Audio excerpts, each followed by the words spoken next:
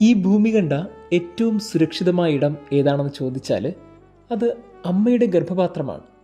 മനോഹരമായൊരു കുഞ്ഞിനെ രൂപം കൊള്ളാൻ ആ ഇടത്തിന് സഹായിക്കും. 9 മാസവും 9 ദിവസമാണ് ആ ഇടത്തിൻ്റെ ഏറ്റവും പരമാവധി കാലഘട്ടം. അത് കഴിഞ്ഞാൽ ചാവുപിള്ളയാണ്.